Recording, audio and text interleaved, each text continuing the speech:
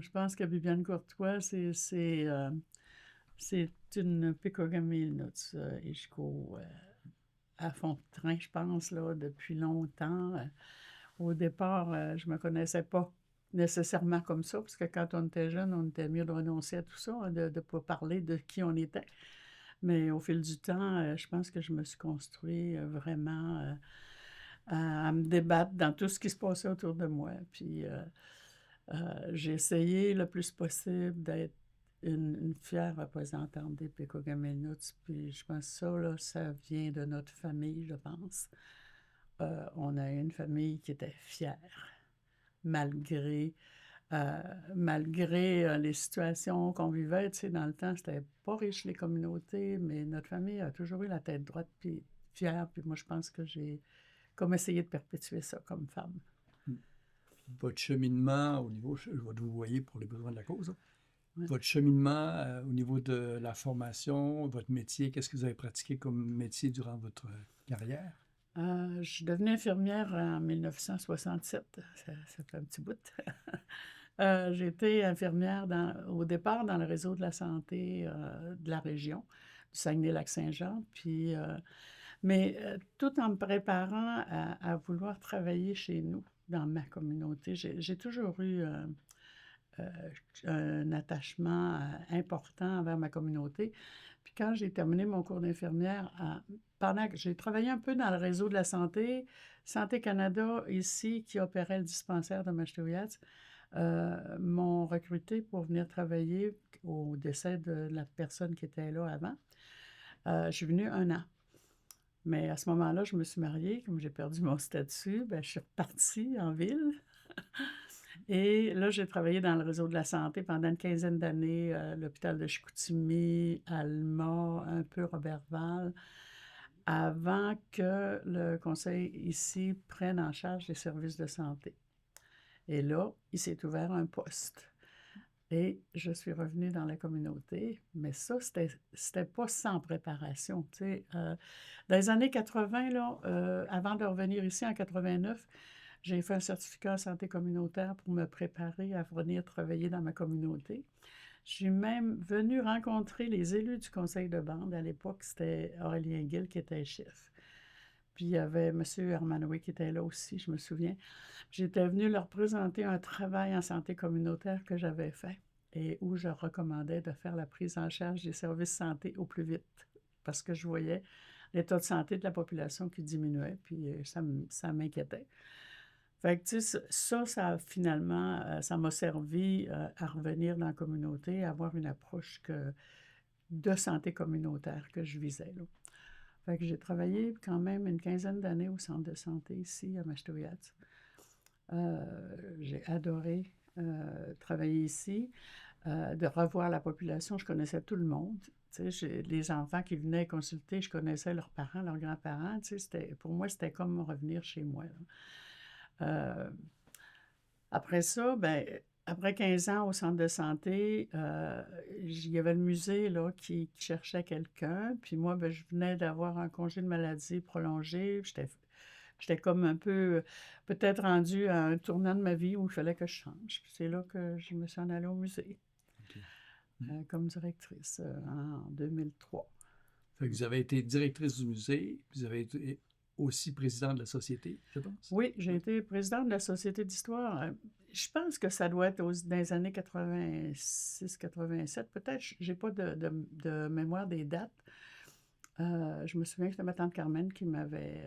j'étais membre de la société depuis un bout, là, puis j'étais venue à une assemblée générale, puis ma tante m'avait dit, ben là, ça serait bien que tu te présentes comme présidente. Puis là, je disais, ben là, qu'est-ce que tu veux que je fasse comme présidente, tu sais?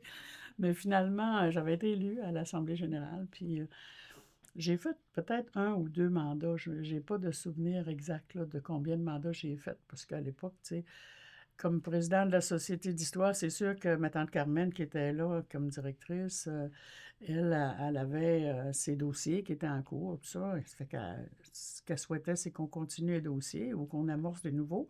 Mais moi, j'étais pas vraiment ferrée en muséologie, hein. J'étais plus ferrée en soins infirmiers. Ça fait que je suivais dans le fond ce qu'elle voulait faire, puis je trouvais que ça avait de l'allure, là, tu sais, de développer encore plus le musée, puis fait que j'ai fait pendant 2 ans, puis tu sais, les souvenirs que j'ai, c'est qu'on a ri beaucoup autour de la table, là. Je pense que l'humour des Inuits était encore présent là, là. Tu sais, je me souviens de Raymond Robertson qui nous faisait rire à toutes les rencontres, ma tante Marcel qui aussi qui riait, maman qui était bien sérieuse. Je me souviens de ces visages-là autour de la table. Monsieur Réal Paul aussi, là, qui était là. Et c'est les souvenirs qui me restent, là, vraiment. Ça fait un petit bout, là, hein? Ça fait un petit bout. Mm. Quel serait, d'après vous, l'élément déclencheur qui aurait fait que vous soyez intéressé à la culture des Pequawakaminuts pour faire le lien entre votre carrière et le musée lui-même? Ouais. Ce serait quoi qui vous aurait intéressé à ce point à développer la culture? C'est assez pas évident, mais je pense que il y avait d'abord des manques pour moi dans la culture parce que, tu sais, que nous autres, dans notre temps, nos parents, notre père était dans le bois à l'année. Puis on n'était pas conscient de ce qui pouvait se passer en territoire. Puis d'un autre côté, euh, tu sais, on n'a pas eu accès à la langue non plus, nous autres. Puis ça m'a toujours fait... ça a toujours été un point négatif pour moi de ne pas avoir accès à la langue, tu sais. Euh, c'est tout ça. Puis ma pratique en soins infirmiers dans le centre de santé ici à Meshtawiyats, où je voyais arriver des mamans qui portaient encore la culture. Tu sais, il y avait des traces dans leur comportement de la culture que moi, j'avais jamais eu, qui était inconnue pour moi. Fait que j'apprenais. J'étais tout le temps en apprentissage. Puis comment je dirais ça, ça m'obligeait, moi, je m'obligeais à aller lire pour comprendre, à essayer d'en parler avec des aînés pour savoir, parce que je ne savais pas. Ça avait... C'était dans l'habillement ou dans la façon d'être? Non, c'est dans les manières d'être, c'est dans des fois les façons de prendre soin. Tu sais, le collier de noisette pour les bébés, moi, je connaissais pas ça. Puis, quand j'ai eu à vacciner un bébé qui est arrivé avec un collier de noisette, ça m'a étonnée. J'ai demandé à la maman qu'est-ce que c'était, puis elle m'a expliqué pourquoi on mettait ça. Puis, tu sais, j'ai fait des découvertes comme ça que j'avais pas connues, moi, qu'on m'avait pas enseignées. Ça fait que je trouvais... puis là, ça beaucoup... Je suis une personne très curieuse, moi. Faut que, quand je vois quelque chose de nouveau que je connais pas, faut que je sache qu'est-ce que c'est. Fait que j'allais fouiller. Curiosité. J'étais très curieuse, fait qu'il fallait que je sache. Fait que c'est comme ça, des éléments. Ou bien j'avais une personne qui arrivait et ne parlait pas du tout français. Puis elle avait beau me faire des signes où ce qu'elle avait mal, je ne comprenais pas. Fait que ça aussi, ça a été quelque chose qui m'a beaucoup dérangée dans ma vie, de ne pas parler la langue. Fait que, tu sais, c'est tous ces éléments-là qui ont fait... Puis c'est sûr que le fait que ma tante Carmen avait été une des premières au musée, mais pour moi, c'était aussi de vouloir continuer ce qu'elle a commencé. Il y avait ça aussi dans le décor. Puis il y avait... comment je dirais? C'était le temps pour moi de changer de... J'étais rendue à un moment où il fallait que je change de trajectoire. Mais, tu sais, quand tu es infirmière, tu travailles avec une approche de santé communautaire. Puis pour moi, le musée, c'est communautaire. C'est à la population, ce musée-là. Tu sais, tout ce qui se vit dans ce musée-là, là, c'est en lien direct avec la population. C'est comme, pour moi, le musée, c'est comme la population de chez nous. C'est ce qu'elle représente. Vous disiez que votre mère était sur le conseil d'administration. Comment percevait-elle, de mémoire, le musée ou la culture en général? Oh ben, maman, c'était drôle parce que pour elle, le musée est important, mais elle ne l'exprimait pas nécessairement verbalement. Mais moi, je me souviens de ces dernières années où elle donnait des montants d'argent au musée. Elle faisait des dons parce qu'elle voulait que ça continue. Fait que, tu sais, pour elle, là, c'était sa façon d'exprimer comment elle trouvait ça beau, le musée. Tu sais, elle manquait. Souvent, elle allait dans les vernissages. Elle nous le demandait, même quand elle était au centre chimique, qu'on l'amenait au vernissage. Puis, il fallait qu'elle fasse son don. Puis, C'est précieux. ça, je trouvais ça bien spécial parce que c'était sa façon à elle de dire, oui, elle était d'accord avec le musée, puis elle aimait ça. Fait que c'était sa façon d'encourager. au moment où vous avez siégé au conseil d'administration de la société, comme au moment où vous avez été directrice générale, vous avez bien connu Mme Casavant. Oui. Est-ce que vous pouvez nous parler de cette grande dame dans l'histoire du musée et de la société?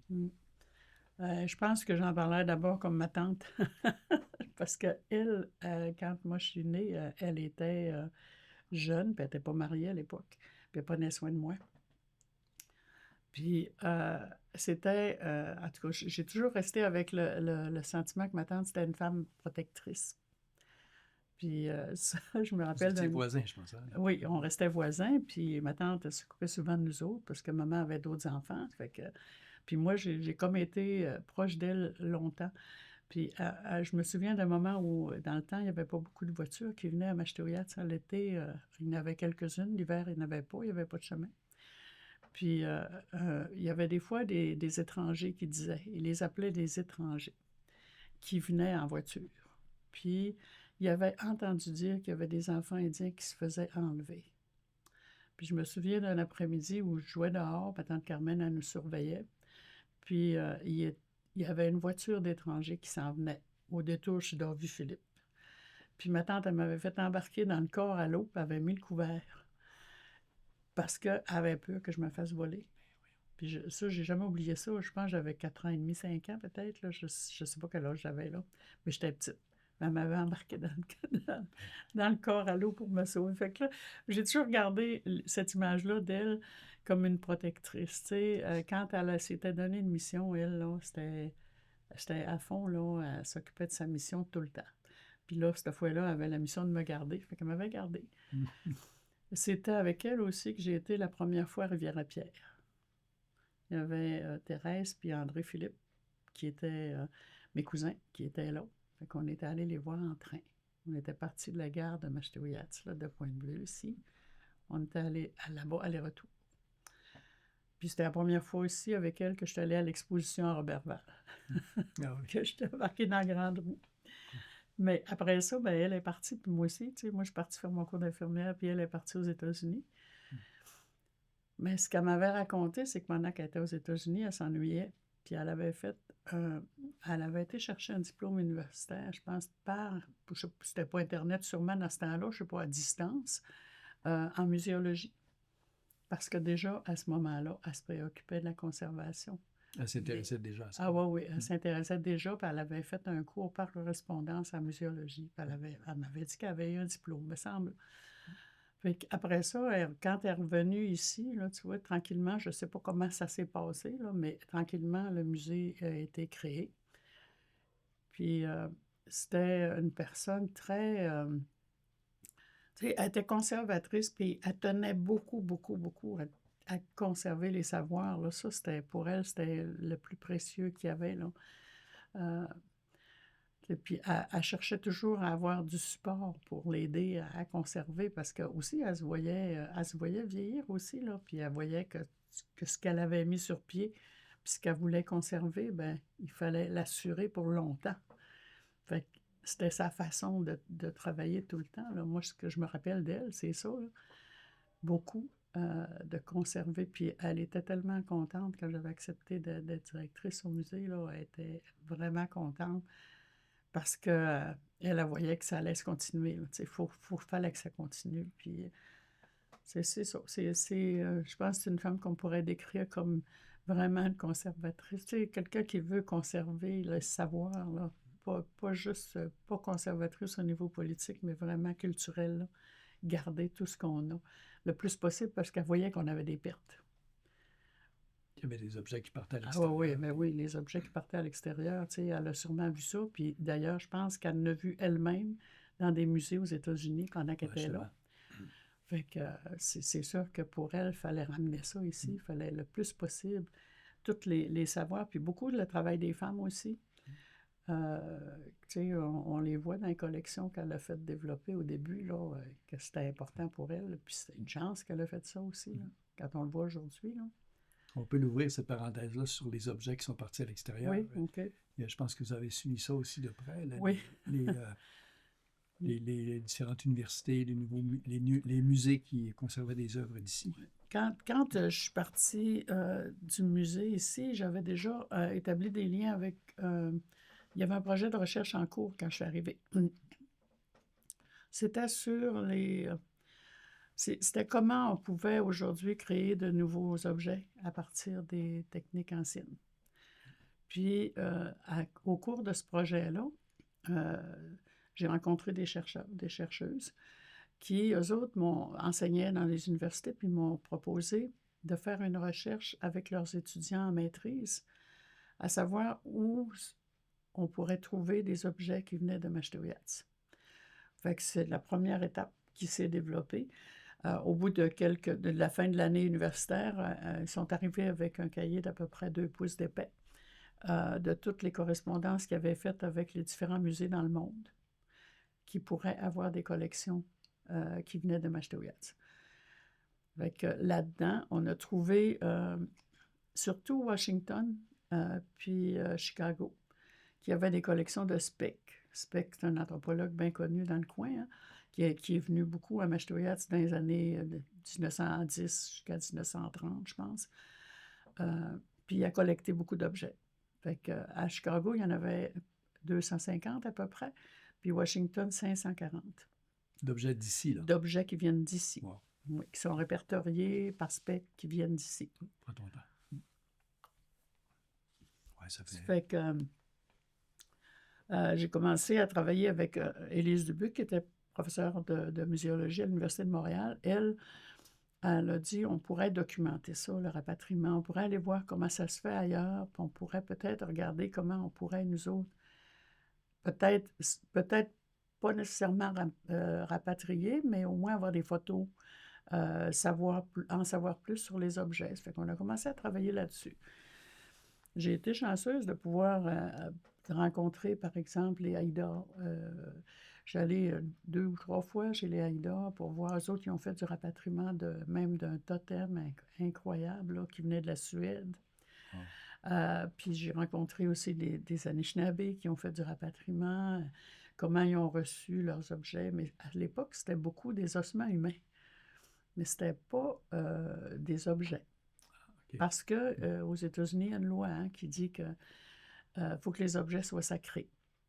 Si c'est des objets traditionnels, culturels, ils ne sont pas obligés d'y redonner. Mais les objets sacrés qui sont liés à des ossements humains, là, sont obligés. Mais nous autres, on n'avait pas de ça. Fait que finalement, en tout cas, dans tout le cadre de ce projet de recherche-là, j'ai rencontré des responsables de rapatriement dans des musées, entre autres à Washington et à Chicago. Ce qui nous a permis, là, j'étais déjà partie du musée, là, je travaillais bénévolement dans ce projet-là. Là. On est allé à Chicago, puis on est allé à Washington, visiter les collections, voir les objets.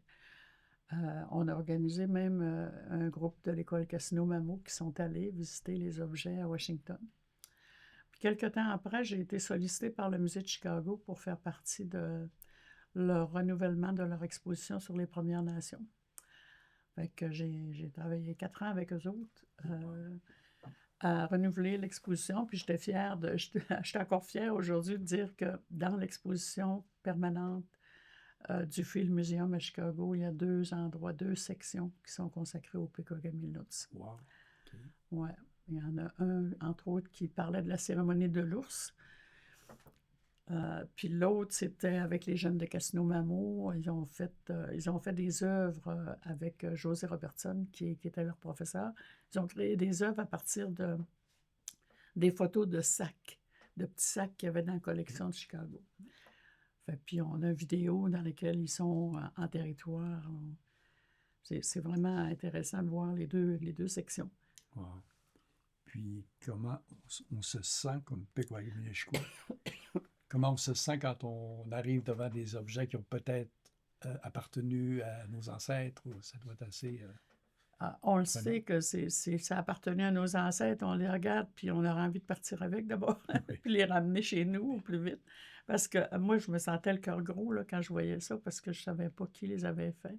J'imaginais des scènes là, dans ma tête là, pendant la fabrication ou pendant leur utilisation, ces objets-là, puis je me disais, ça se peut pas, là, ils sont ici, ils sont dans des tiroirs en métal, c'est froid, c'est Ouais. c'est incroyable. Tu sais, ils auraient dû, ces objets-là, finir leur vie avec nous autres. Puis là, ben par contre, après, je réfléchissais puis je me disais: «S'ils n'avaient pas été conservés, on les aurait pu. Ils seraient plus là». Fait que, tu sais, je me disais: Ouais. «Ouais, les musées ont quand même fait leur travail». Tu sais, ils ont conservé les objets, mais nous autres, on les a perdus, puis il y a des savoirs là-dedans qu'on a perdus. Tu sais, j'imaginais des vies de famille même parce qu'à un moment donné, j'ai ouvert un tiroir, puis dans le tiroir, il y avait un chapeau d'homme, heu, puis je savais puis il y avait des plumes après le chapeau aussi. Il y avait de la fourrure, mais il y avait des plumes aussi, puis je savais pas les plumes de quel oiseau c'était. Mais quand j'ai ouvert l'autre tiroir à côté, il y avait le même chapeau, mais pour un enfant. Puis là, dans ma tête, moi, je voyais le papa avec l'enfant qui s'en allait en raquette. Tu sais, je voyais plein d'images, là. Fait que c'était vraiment émouvant. C'est très émouvant de voir ces objets-là. Très, très émouvant. Il y en a des objets qui sont, tu sais, à l'époque, qui ont été mangés par les mythes, là. Ça fait que, tu sais, sont brisés, mais sont encore là. Ils sont conservés quand même. Puis il y a des objets qu'on ne peut pas toucher parce qu'ils ont été traités à l'arsenic. Fait que ça prend des précautions. Mais c'est ça, j'ai visité les collections, j'ai vu tous les objets de ces 2 collections-là, Chicago et Washington. C'est incroyable, ce qu'il y a là. Les tambours, les Tewigan, ça nous touche beaucoup, les Tewigan, parce que là, ils sont tout seuls. Il n'y a rien, il y a une sorte d'une boîte de carton, d'un tiroir en haut, là, tu sais, ça m'a vraiment touché beaucoup, les Tewigan, là. Chicago, entre autres, il y en a un qui est endommagé, fait que, tu sais, j'ai encore dans mon esprit pourquoi ils sont là, tu sais, ils ne devraient pas être là, ils devraient être chez nous, ils devraient... surtout les Tewigan, pour moi, c'est quelque chose, c'est un objet sacré, puis euh, je me semblait de l'entendre rassembler la communauté dans des esprits positifs. Tu sais, je me disais, il faudrait que nos jeunes aient ça, voient ça, l'entendent. Il faudrait faire tellement une belle grosse fête si ça revient chez nous, là. Ça, c'est... Mais là, tu sais, je sais que dernièrement, on a réussi à convaincre le conseil de bande de faire des demandes de rapatriement officielles. Il y en a eu une qui a été déposée en 2017 à Washington et en 2021 à Chicago. Chicago ont accepté tout dernièrement de nous rapatrier une certaine quantité d'objets. Mais Washington, on n'a pas de nouvelles. OK. Ce qui me déçoit beaucoup parce que c'est sûr que la demande avait été faite avant la pandémie, ça fait qu'ils utilisent maintenant le prétexte de la pandémie pour ne pas donner de suite, là, mais quand même, c'est décevant parce qu'ils sont une belle collection. C'est des objets encore plus symboliques, tu sais, mais Chicago aussi, mais Washington, là, le tambour, là, le Tewigan, là, moi, c'est mon rêve qui revienne dans la communauté, celui-là en particulier, ouais. Peux-tu le décrire un peu? Il est magnifique. Écoute, il est assez gros. Euh, il est, comment je dirais ça? Peau de caribou, j'imagine? Orignal? Oui, je pense que c'est une peau de caribou, mais je ne suis pas certaine. Oui, c'est une peau de caribou. Puis il est assez épais. Je n'ai pas pu le voir en dessous, voir s'il y avait une autre couche de peau, je ne me rappelle pas. Mais juste à le voir, là, tu sais, tu ressens quelque chose là, de particulier, là, il est magnifique, là. Il n'est pas endommagé du tout, mais il est vieilli, mais il n'est pas endommagé. Tu sais, la couleur de la peau est plus foncée un petit peu.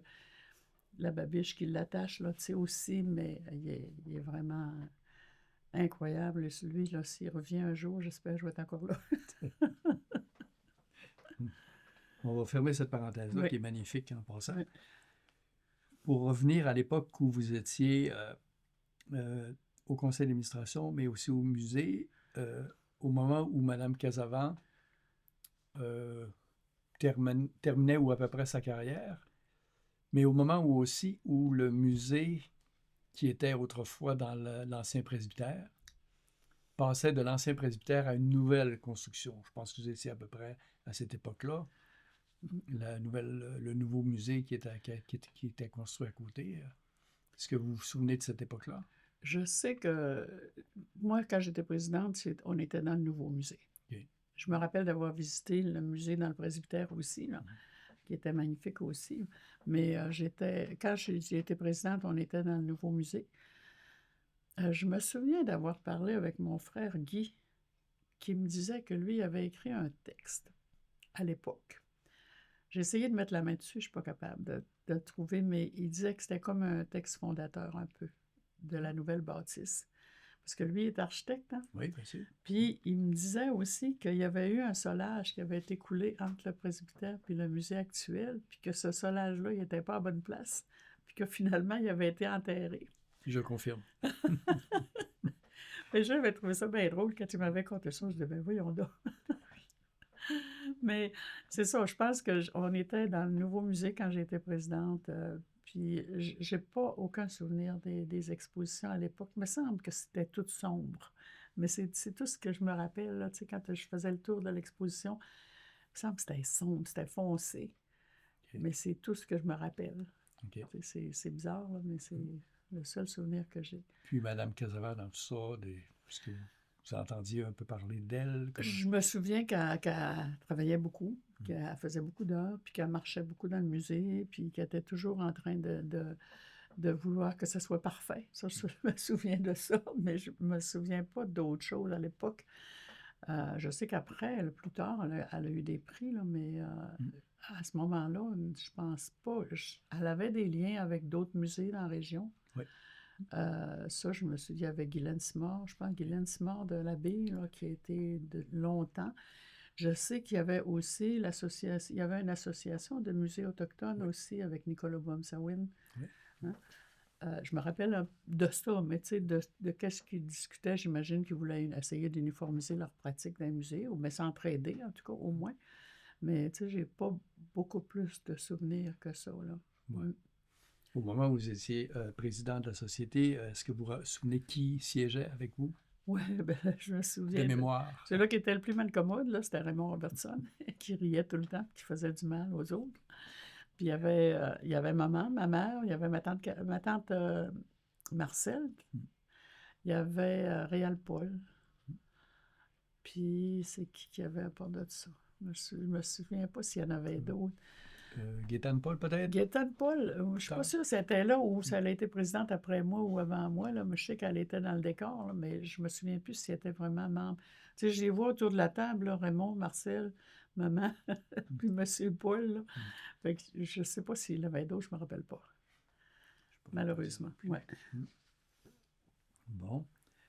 Alors, 50 ans à la société, est-ce que vous vous souvenez, pas mal en terminant, parce qu'on est déjà pas mal de matériel de ramasser, quelle était la mission que le musée s'était donnée à l'époque? Est-ce qu'il y avait des projets genre on veut devenir le musée de l'ensemble des Premières Nations de l'Amérique ou du Canada ou des choses comme ça? Je n'ai pas souvenir de ça. J'ai plus souvenir de vouloir conserver ce qu'on avait, puis essayer de garder, d'encourager les gens à contribuer, à constituer comment je dirais, une collection des travaux que les femmes faisaient, puis les hommes aussi dans la communauté. Je pense que c'était beaucoup plus ça, protéger, conserver, sauvegarder. C'était beaucoup autour de ça que ça tournait, là. On voyait partir nos objets, comme on parlait tantôt, dans les musées ailleurs. Là, on voulait conserver pour la postérité aussi, tu sais, parce qu'aujourd'hui, si on n'avait pas conservé ça, qu'est-ce qui nous resterait, là? Moi, me semble que c'est ça que je me souviens le plus, là, de vraiment conserver, protéger, sauvegarder.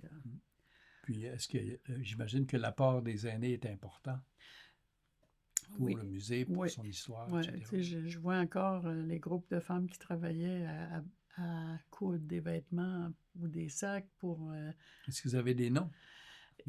À l'époque, il me semble qu'il y avait Mme Manigouche, Catherine Manigouche. Et il devait sûrement avoir Mme Véraud, là. Bernadette? Qui? Bernadette Véraud. Bernadette Véraud. Après ça, il y avait Marie-Rose aussi, Raphaël, je pense. Puis quel autre qui pouvait avoir? Ça, c'est les trois principales, je pense, qui ont été marquantes là, pour le musée. Beaucoup. Ça, c'est les objets du départ, je pense. Les premiers objets qui ont été fabriqués. Oui. oui. Parce qu'après ça, même quand moi j'étais directrice, on a eu une exposition permanente qu'on a développée, puis Madame Manigouche puis Madame Verroux étaient là aussi pour faire une œuvre. OK. Fait que ça, c'était vraiment particulier, là. Il était âgé déjà, puis il avait réussi. C'était en direct, comme on dit. Oui, oui. Les relations avec le conseil de bande à l'époque, est-ce que c'était convivial? Est-ce que c'était, il y avait une ouverture? Oui, je ne peux pas dire qu'il n'y avait pas d'ouverture, mais on recevait un financement du conseil de bande.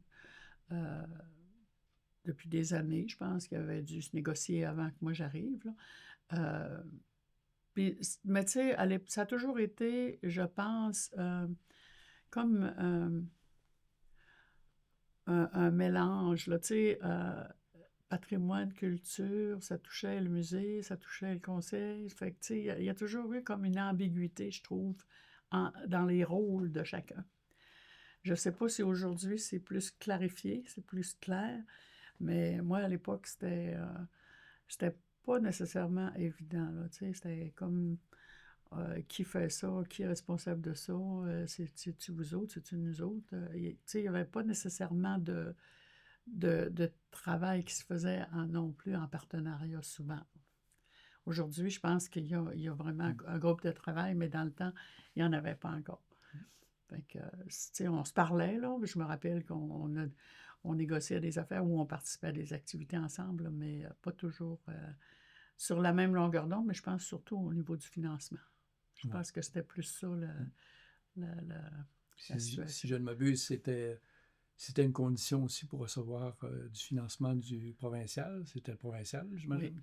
Oui, on recevait. Il fallait qu'il y ait une participation du milieu. Oui, on avait une participation. Le provincial, la société, pas les sociétés, mais le ministère de la Culture nous finançait à ce moment-là. J'imagine que depuis ce temps-là, ils ont augmenté le budget, j'espère. J'espère aussi. Ça complète pas mal. Est-ce que tu aurais quelque chose à ajouter qui te vient en tête, une anecdote ou un événement particulier qui pourrait nous échapper? Je sais pas trop, là. Je vais réfléchir un peu. J'avais-tu d'autres Je vais prendre une gorgée de café Ben, aussi. moi, je pensais que c'était intéressant de parler des employés du musée qui ont été là longtemps. Tu sais, je pense à Denis Blacksmith, entre autres. Denis, oui. Denis qui a été très longtemps. Je pense souvent à Jeannette. Jeannette Siméon, là, Oui. que je n'ai jamais oublié. Quand il arrivait des visiteurs, elle allait leur entrouvrir la porte en leur souhaitant la bienvenue en langue inou. De ça, je me rappelle. Puis là, quand les étudiants arrivaient l'été, elle leur expliquait ça, comment c'était important de souhaiter la bienvenue, puis d'aller à l'avant, tu sais, de se présenter à l'avance aux gens pour leur souhaiter la bienvenue au musée. Ça, c'était Jeannette. Elle était tellement généreuse. Puis ça, c'est un beau souvenir que j'ai du musée. Beaucoup de belles choses qui sont arrivées avec Jeannette, puis avec Denis Blacksmith aussi. Tu sais, on sentait avec ces deux personnes-là la chaleur des Inuits. Moi, j'ai toujours trouvé qu'eux autres étaient très représentatifs, tous les deux. Même si tout le monde faisait leur grande part là, pour donner le meilleur service aux visiteurs, ces deux-là, ils se sont démarqués. Denis Blacksmith qui était artiste aussi. Ben oui. Il amenait sa touche personnelle, évidemment, aux expositions, tout ça. Oui. Oh, oui.